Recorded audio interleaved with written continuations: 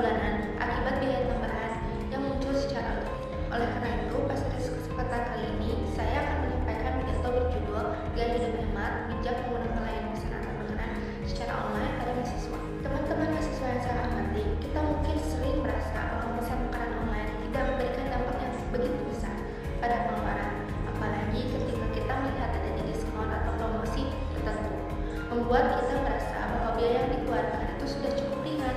Padahal, menurut laporan kompas.com pada tahun 2023, kebiasaan memesan makanan online secara rutin justru dapat menyebabkan pengeluaran bulanan membengkak tanpa kita sadari.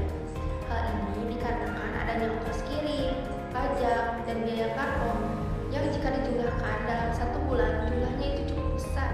Sebagai contoh perhitungan sederhana, apabila satu hari kita memesan makanan sekali saja dengan tambahan biaya sekitar 8.000 hingga 12.000 rupiah, maka dalam satu bulan kita dapat mengeluarkan 300.000 rupiah hanya untuk biaya tambahan. Angka tersebut belum termasuk harga makanan yang kita pesan. Bagi mahasiswa, tentu jumlah ini memiliki makna yang signifikan terhadap pengelolaan keuangan harian ataupun bulan. Selain itu, berdasarkan riset Tenggara Strategik tahun 2022, sebanyak 74% pengguna layanan pesan antar makanan berada pada rentang usia 15 hingga 39 tahun, dan mayoritas diantaranya adalah pelajar dan mahasiswa.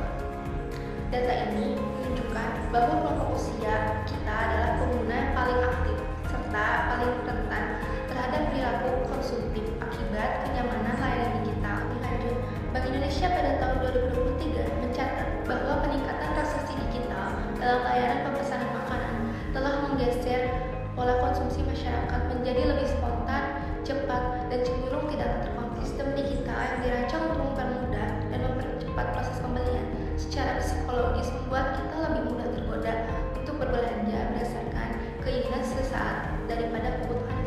Teman-teman yang saya hormati, kondisi